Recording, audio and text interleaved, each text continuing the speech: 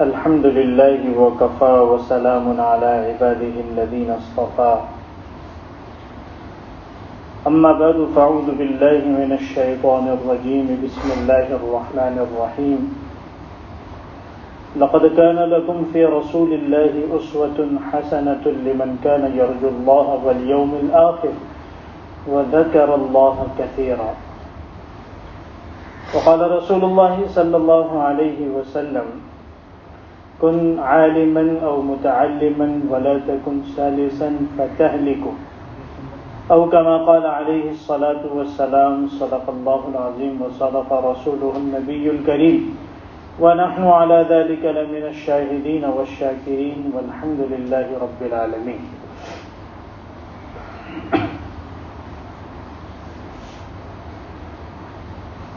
اللہ تبارک و تعالی نے دنیا کی امن و سلامتی کے لیے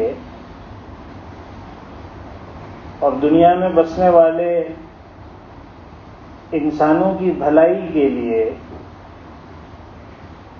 حضور اکرم صلی اللہ علیہ وسلم کی شکل میں ایک ہادی اور رہبر بھیجا ہے.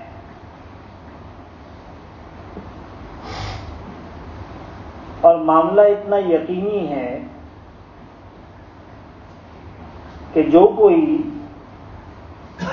حضور اکرم صلی اللہ علیہ وسلم کو ہادی مان کر، راستہ دکھانے والا مان کر، رسول مان کر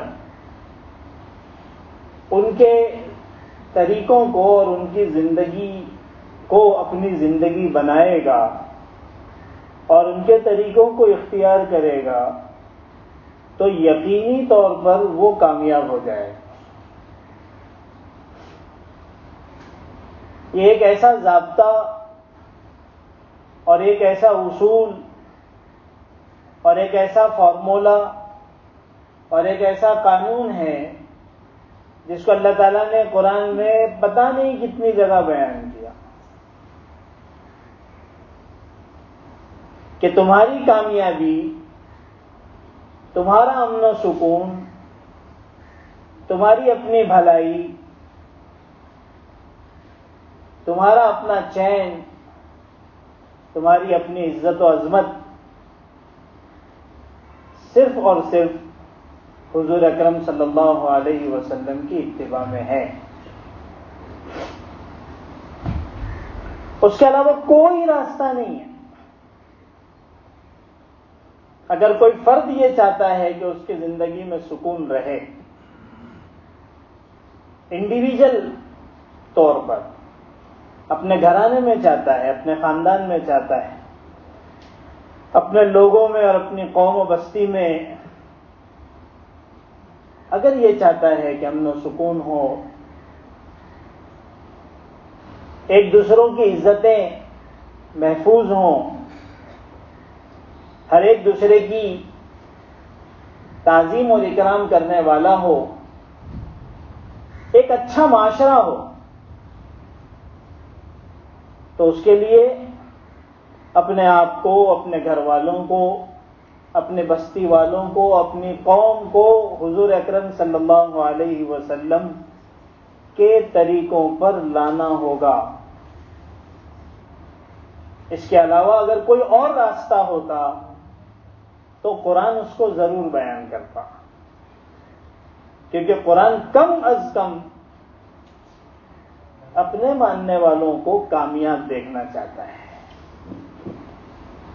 جیسے تو اللہ تعالیٰ کی مخلوق سب ہیں، الخلق عیال اللہ، ساری مخلوق اللہ کا اپنا گھر. تو اللہ تعالیٰ کے نزدیک تو سب برابر ہیں، لیکن ایک وہ طبقہ جس نے اللہ کو اپنا رب مانا، جو رسول اللہ کی رسالت کو مان کر اللہ والا بن گیا، کم از کم اس کے لیے تو اللہ اور اس کا قرآن جو اس کا پیغام اور آخری پیغام ہو، وہ یہ چاہے گا کہ یہ کامیاب ہو جائے. تو اگر اس کا کوئی آلٹرنیٹو ہوتا، اس کا کوئی متبادل ہوتا تو قرآن ضرور بیان کرتا. کہ اگر تمہیں ہمارے رسول کا طریقہ پسند نہیں ہے اور ان کی زندگی تمہیں کامیابی میں، ترقی میں رکاوٹ نظر آتی ہے تو چلو یہ طریقہ اختیار کر لینا. دنیا کے اندر بہت سارے آلٹرنیٹیوز پیش کیے جاتے ہیں کہ آپ اس لائن میں نہیں جانا چاہتے ہیں، آپ اس لائن میں چلے جائیں. بزنس کا اگر آپ کو یہ طریقہ سوٹیبل نہیں ہے تو آپ اس فارمولے پر عمل کیجئے. بہت ساری راہیں لوگ کھول کر بتاتے ہیں، ایکسپرٹ ہوتے ہیں. میرا رب جو سب سے بڑا ایکسپرٹ ہے اس نے صرف ایک ہی راستہ بتایا ہے، اور وہ ہے حضور اکرم صلی اللہ علیہ وسلم کا لایا ہوا طریقہ. کہ اسی میں، کاش کہ یہ بات ہمیں سمجھ میں آ جائے جو کہ سمجھ میں نہیں آ رہی ہے، کہ اسی میں تمہاری کامیابی ہے، اسی میں تمہاری عزت ہے، اسی کے ذریعے سے تم سلطنتوں کو حاصل کر سکتے ہو، دنیا تمہارے قدموں میں آ سکتی ہے. اسی میں مال و دولت کے بھی تم مالک بن سکتے ہو، فقر و فاقہ بھی اسی کے ذریعے سے ختم ہوگا. لوگوں کی نگاہوں میں عزتیں صرف اور صرف حضور اکرم صلی اللہ علیہ وسلم کے طریقوں پر چل کر ہی حاصل ہو سکتی، اس کے علاوہ کوئی راستہ، کم از کم میرے علم میں تو کوئی راستہ قرآن و حدیث میں نہیں آیا. اسی وجہ سے میں جو حدیث آپ کے سامنے پیش کیا تھا، عید کی جو مختصر سی بات ہوئی تھی کہ حضور اکرم صلی اللہ علیہ وسلم کے سامنے ایک صاحب کھانا کھانے بیٹھے ہیں، الٹے ہاتھ سے کھا رہے ہیں، کیونکہ اس وقت کی سوسائٹی، اس وقت کے معاشرے میں الٹے ہاتھ سے ہی کھانے کا رواج تھا. اللہ کے رسول نے فرمایا کل بھی یمینک، اپنے داہنے ہاتھ سے کھاؤ. آپ نے خاموش رہنا بھی پسند نہیں فرمایا کہ جو کرتا کرنے دو نا، صلح کل بن جاؤ، کہ جو کرے اس کو کرنے دو، تاکہ سب کی نگاہوں میں ہم اچھے رہیں کہ یہ بابا بڑے اچھے ہیں، پہلی صف میں نماز پڑھتے ہیں، تسبیح پڑھتے رہتے ہیں، کچھ بولتے ہی نہیں ہیں. ایسے بابا جی لوگوں کو لوگ بہت پسند کرتے ہیں. اسے کہتے ہیں صلح کل، جیسے جہاں رہو ویسا بولو. حضور اکرم صلی اللہ علیہ وسلم نے اس کو پسند نہیں فرمایا. حضرت سفیان ثوری اونچے درجے کے تابعی ہیں، صحابہ کے شاگردوں کو تابعی کہتے ہیں. وہ فرماتے ہیں کہ جو اپنوں میں محمود ہو، پرایوں کے اندر محبوب ہو، سب پسند کر رہے ہیں، اپنے والے بھی اور جو اپنے والے نہیں ہیں، آس پڑوس کے دوسرے لوگ ہیں، سوسائٹی والے بھی، ارے بہت اچھا آدمی. اغلب یہ ہے کہ وہ مداہن ہوگا، یعنی وہ دین کے معاملے میں اگنور کرنے والا مزاج رکھنے والا ہوگا، اسی کو لوگ اچھا سمجھتے ہیں. ورنہ اگر کسی نے ٹوک دیا، کسی نے کسی بات پر جو ہے وہ انگلی اٹھا لی، تو دوسرے تو چھوڑو، اپنے گھر والے ہی اپنے خلاف کھڑے ہو جائیں گے کہ یہ تو جس جگہ دیکھو تو آگے کھڑے ہو جاتے ہیں. اور یہی چیز اللہ کے رسول نے کی کہ اس معاشرے کے اندر الٹا کھانا کھانے کی عادت تھی، اور اللہ کے رسول صلی اللہ علیہ وسلم جو دین لے کر آئے ہیں اللہ کی طرف سے، وہ سیدھا کھانے والا ہے. تو اللہ کے رسول نے فوراً فرمایا کل بھی یمینک، اپنے دائنے ہاتھ سے کھاؤ. معاشرہ بھی جہالت کے اوپر اڑا رہتا ہے. لوگ مقابلے پہ آ جاتے ہیں نا، اب تو کر کے رہیں گے، ایسی ہی منگنی کروں گا اور نچواؤں گا، اور لڑکی کو اسٹیج پر سب کے سامنے لے جاؤں گا، ارے یہیں تو دینداری سمجھ میں آتی ہے. اچھے اچھے ہیرو پتا چلتے ہیں کہ یہ تو زیرو ہیں. ہم تو سمجھ رہے تھے کہ یہ ہیرو ہیں لیکن یہ تو زیرو ہیں. سب کھل کر سامنے آ جاتا ہے کہ دینداری کا کیا لیول ہے. تو لوگ جب ان کو ٹوکا جائے تو وہ اڑ جاتے ہیں کہ اب تو ہم کر کے رہیں گے. کیا کر کے رہیں گے؟ دین کے خلاف قدم اٹھا کے رہیں گے. اللہ کے رسول صلی اللہ علیہ وسلم کی سنتوں کو توڑ کے رہیں گے. معافی چاہتا ہوں، یہ آج ہمارے معاشرے کا حال ہے. تو اس شخص کو بھی یہ بات بہت بری لگی تھی کہ سب کے سامنے اللہ کے رسول نے میرے کو ٹوک دیا کہ سیدھے ہاتھ سے کھاؤ. جو نشانی ہوتی ہے تکبر کی، تواضع ہوتا تو فوراً انسان اپنی گردن گرا دیتا کہ اللہ کے رسول غلطی ہو گئی، میں سیدھے ہاتھ سے کھاتا ہوں. تواضع ہوتی زندگی میں تو ایسے جتنے معاملات ہوتے ہیں جہاں پر دین ہمارے سامنے پیش کیا جاتا ہے آدمی سرنڈر ہو جاتا ہے کہ سر معاف کیجئے، یہ انشاءاللہ نہیں ہوگا. دین کے خلاف ہے تو کیسے ہو سکتا ہے؟ پتہ نہیں تھا، اب دین کے مطابق ہی ہوگا. لیکن ہمارا معاشرہ مقابلے پہ آتا ہے. یہ نشانی ہے اس بات کی کہ ہر ایک کے دل میں کبر اور تکبر بھرا ہوا ہے. تو ان صاحب نے کہا لا استطيع، میں سیدھے ہاتھ سے نہیں کھا سکتا. اللہ کے رسول صلی اللہ علیہ وسلم نے فوراً فرمایا لا استطعت،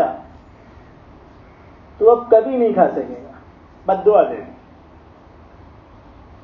چنانچہ اس کا حال ایسے ہی ہوا کہ پھر وہ کبھی بھی سیدھے ہاتھ سے نہیں کھا پایا. اس میں ایک بنیادی چیز ہے کہ اللہ کے رسول صلی اللہ علیہ وسلم کو اپنے طریقوں سے کتنی محبت ہے، اور یہ طریقے امت کے لیے تو ایک مثال ہے دائیں ہاتھ سے کھانے والی، اور یہ سنتیں اور یہ طریقے امت کے لیے کتنی ضروری ہیں کہ اللہ کے رسول نے فوراً بد دعا دے دی. اگرچہ یہ بد دعا بھی جیسے میں نے آپ کو بتایا تھا یہ اس بندے کے حق میں بہتر تھی کہ نبی کی بات کو انکار کرنے سے کفر لازم آ جاتا ہے. اللہ کے رسول نے شفقت کرتے ہوئے اس کو بد دعا دے کر ایک سزا دنیا میں دے دی تاکہ کفر کے گناہ سے بچ جائے اور آخرت کی پکڑ سے بچ جائے.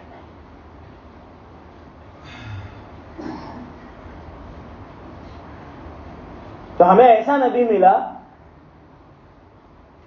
جو دنیا اور آخرت کی کامیابی لایا ہے. اس کی مخالفت ہو رہی ہے، اس مخالفت کرنے والے پر بھی شفقت کر رہا ہے. تو اللہ کے رسول کیا چاہتے ہیں؟ اللہ کے رسول یہ چاہتے ہیں کہ جو احکام اللہ تعالیٰ کی طرف سے حضور لے کر آئے ہیں، میری امت اور میری ملت اس میں ممتاز رہے، نظر آئے کہ یہ محمدی ہے، یہ مسلمان ہے، اس کی زندگی میں حضور کا طریقہ ہو، چاہے اس کے لیے کتنا ہی کشٹ کیوں نہ اٹھانا پڑے اور کتنی ہی مخالفت کیوں نہ جھیلنا. ہمیں تو حضور اکرم صلی اللہ علیہ وسلم کے طریقے پر ہی چلنا ہے. کاش کہ یہ جذبہ مسلمانوں میں آ جائے. اور یہ بات اچھی طریقے سے سمجھ لیجئے کہ دنیا کی ترقی، دنیا کی کامیابی، دنیا کی عزت، دنیا کی دولت، دنیا کی سلطنت جو ہم آخرت کے مقابلے میں مقدم رکھتے ہیں، پرائیورٹی دیتے ہیں، یہ چیز بھی صرف اور صرف اللہ اور اس کے رسول کی اطاعت ہی میں ہے. اور رسول کی اطاعت کو کیوں کہا جاتا ہے؟ کیونکہ اللہ خود فرماتے ہیں وَمَن يُطِعِ الرَّسُولَ فَقَدْ أَطَاعَ اللَّهَ، جو رسول کی اطاعت کرے گا اس نے اللہ کی اطاعت کر لی. تو دنیا کی ترقی، دنیا کی کامیابی، دنیا کا امن و سکون، دنیا کی بھلائی، دنیا کا خیر، دنیا کی مال و دولت، یہ بھی رسول اللہ صلی اللہ علیہ وسلم کی سنتوں کی اتباع ہی میں اللہ نے رکھی ہے. اور اگر اس کے علاوہ کسی اور طریقے پر چلیں گے، کسی اور کو دیکھ کر کہ دنیا کی فلاں فلاں قومیں اور دنیا کے فلاں فلاں ملک بہت ترقی کر گئے، لہذا ان کے طریقوں کو اختیار کرو تاکہ ان جیسے بن جاؤ اور پھر ترقی حاصل کر لو، تو یہ ہم مسلمانوں کے لیے ممکن نہیں ہے. یہ بات اچھی طریقے سے سمجھ لینا چاہیے.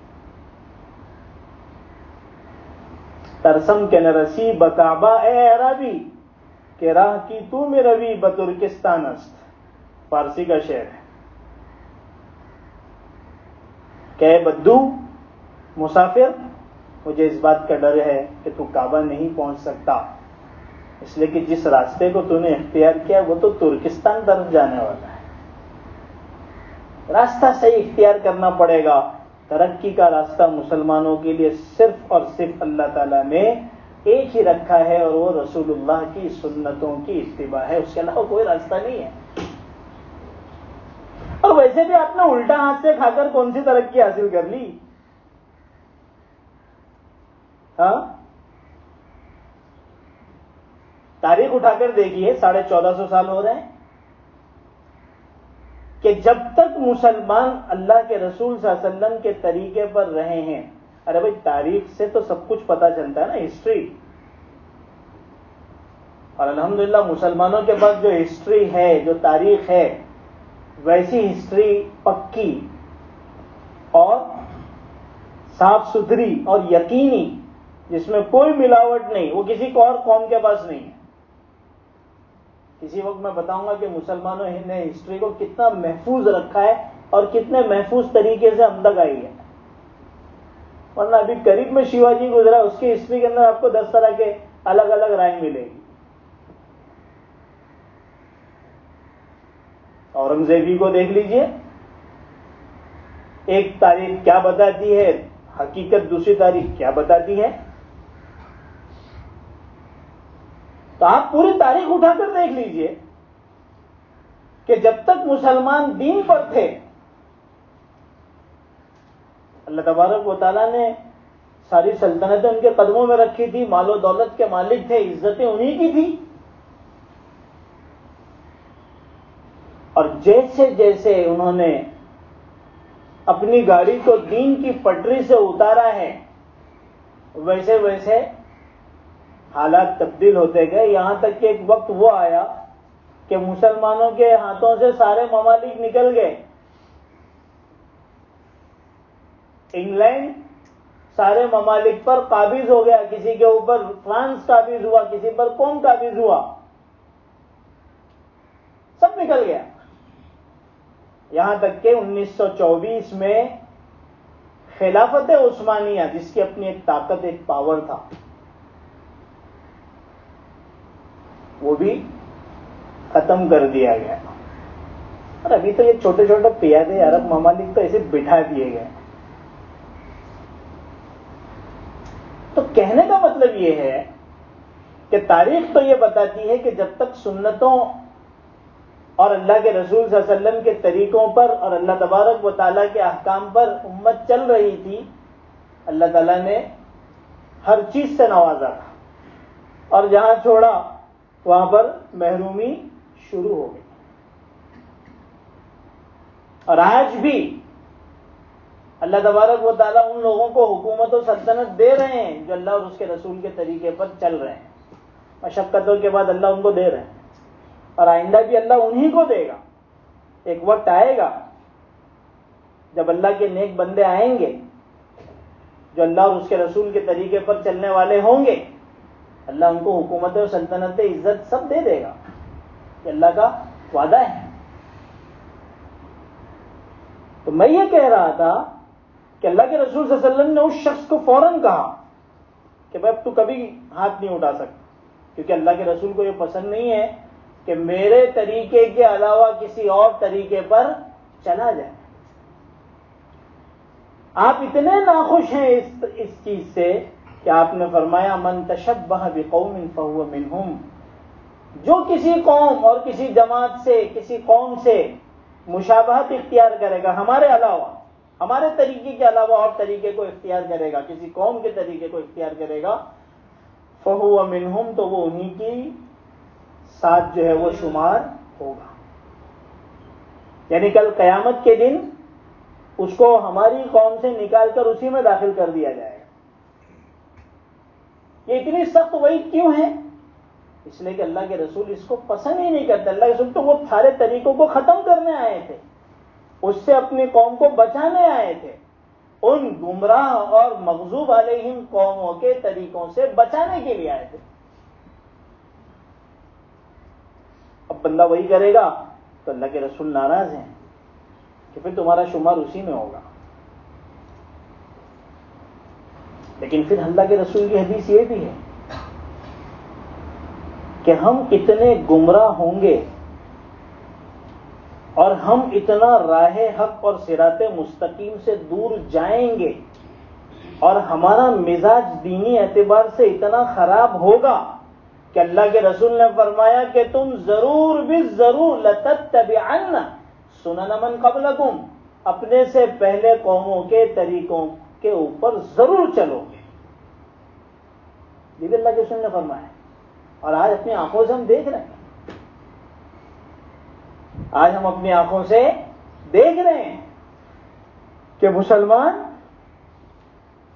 انہی قوموں کی اتباع میں لگا ہے جن کے اوپر روزانہ 5 وقت نماز میں لعنت بھیجتا ہے. عجیب حال ہے. ارے بھائی اسی لیے کہا جاتا ہے کم سے کم سورہ فاتحہ کا ترجمہ تو پڑھ لو تاکہ پتا چلے کہ پڑھ کیا رہا ہے امام. اور جب تم اپنی نمازیں پڑھتے ہو تو اس میں کیا پڑھ رہے ہو؟ طوطے کی طرح رٹنے سے کچھ نہیں ہوگا، فرض تو ادا ہو جائے گا، زندگیوں میں کوئی تبدیلی نہیں آئے گی.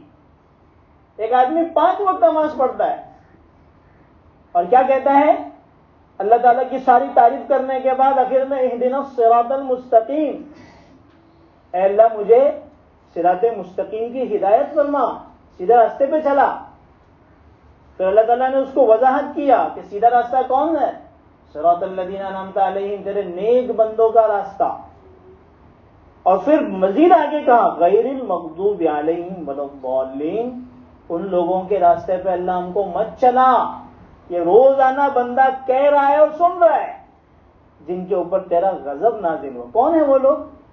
مغضوب علیہم سے مراد مفسرین نے لکھا ہے یہود ہیں، ولا الضالین، اور اللہ ان لوگوں کے راستے میں مت چلا جو گمراہ ہیں. کون ہیں وہ لوگ گمراہ؟ ضالین کون ہیں؟ مفسرین فرماتے ہیں اس سے مراد نصارہ ہیں، عیسائی ہیں. روزانہ دعا تو نماز میں یہ کر رہا ہے اور مسجد سے، بلکہ میں تو آپ کہوں گا مسجد میں بھی انہی کے طریقے پر ہے. پہلے ایک مسجد جگہ تھی جو محفوظ تھی، اب تو یہاں پر تم گانا سن لو، یہاں پر تم ہر طرح کے جو ہے وہ گناہ کی چیزیں مسجد میں نماز پڑھتے پڑھتے سنو. وہ تو ہمارے مسجدوں میں بھی آ گئے. ان کی کوشش ہے، میں نے وہ آرٹیکلز پڑھے ہیں جس میں لکھنے والوں نے لکھا ہے کہ ان کی کوشش ہے پوری کہ یہ ان کے مسلمانوں کے ہر گھر میں پہنچے. یہ تو میں 25 سال پہلے کی بات کر رہا ہوں، پڑھنے کے زمانے کی، اور ان کے مسجدوں میں پہنچ جائیں. آج وہ چیز جو پڑھا تھا وہ اب دیکھ رہے ہیں. تو روزانہ دعا ان کی ہو رہی ہے کہ اللہ ان سے بچا، اور پوری زندگی انہی کے طریقے پر ہے. یہ نفاق نہیں ہے تو کیا ہے کہ ظاہر کے اندر کچھ ہے، باطن میں کچھ ہے، زبان پر کچھ ہے اور حقیقت میں کچھ. یہی تو نفاق ہے، یہی تو منافقت ہے، اور ایسے لوگ ہی تو منافق ہیں. یہ سمجھنے کی بات ہے.